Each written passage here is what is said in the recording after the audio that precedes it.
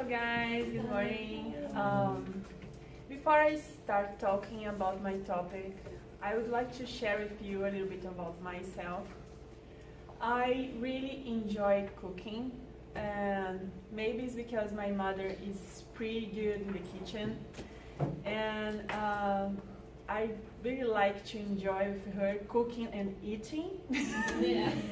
Then I choose this topic, brigadeiro, because was the first recipe that I learned to do, and I learned it when I was like 9 or 10 years old, and I never stopped doing this because it's pretty good. So, brigadeiro is 100% Brazilian because was created in Brazil in the years of 1940s. This is like a chocolate truffle, and it's sweet because those are the ingredients for the traditional brigadeiro, like sweetened condensed milk, cocoa powder, butter, and chocolate sprinkles to cover this candy. Talking about culture, it's generally made in Brazil homes because it's normally served in kids' birthday parties. Almost all birthday parties we have brigadeiro. It's like everyone goes to the party and think, oh, it's time to do brigadeiro because it's the last one to be served. It's after the cake and everyone waits for that moment. The most common form are small balls covered with the sprinkled chocolates or spoon brigadeiro. Sometimes we make more softy and we can enjoy with the spoon, so we call spoon brigadeiro. Talking about history and creation, was created in Brazil in São Paulo, Denise State, and in the city of Pacaembu in 1946. They gave this name because it was a tribute to Eduardo Gomes. He was a brigadier, it's a brigadeiro in Portuguese, for the Air Force. And he was competing to the presidency of the Republic. And he had some women that worked with him to promote his campaign, and those women created this candy to serve in the meetings when he was talking about his ideas. So he was voted in brigadeiro.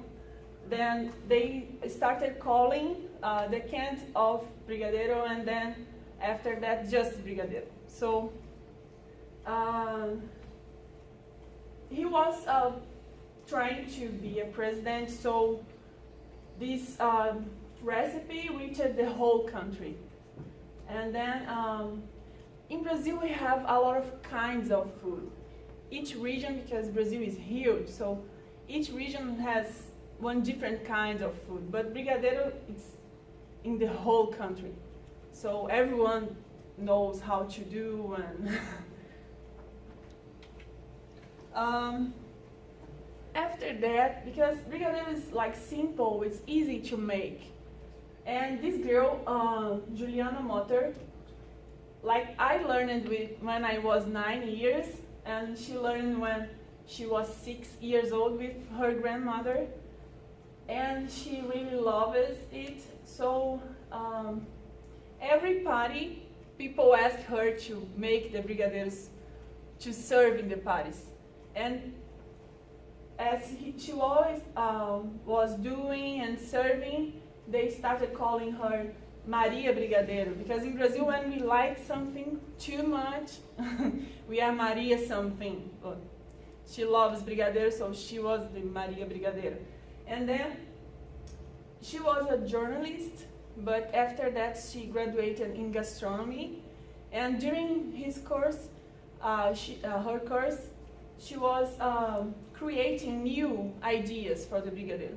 So including another kinds of ingredients with sophistication, because was a good quality of ingredients and fresh products. Now we have over than 50 flavors in stores in Brazil, and I put some of those, like we can do with almonds, pistachio, Brazil nuts, strawberries, passion fruit, coconut, and a lot, are 50 flavors, so it's too much. I put here for you how to make it, because it's pretty simple, and this is the recipe that I used to do my whole life. So we just need to put in the saucepan 1 can of sweetened condensed milk, 3 tablespoons of cocoa powder, and 1 tablespoon of butter. Just mix and heat, stirring all the time, like for 15 minutes maybe, until the brigadeiro start to pull away to the side and the bottom of the pan. And then you need to put in the plate or a bowl, buttered, to cool. And then when this recipe is cool, you can just make small balls and cover with the chocolate sprinkles. Like I said in the beginning, I enjoy cooking. I enjoy cooking for my friends, for my family, and I made some for you, and I hope you like it. That's it. Thank you.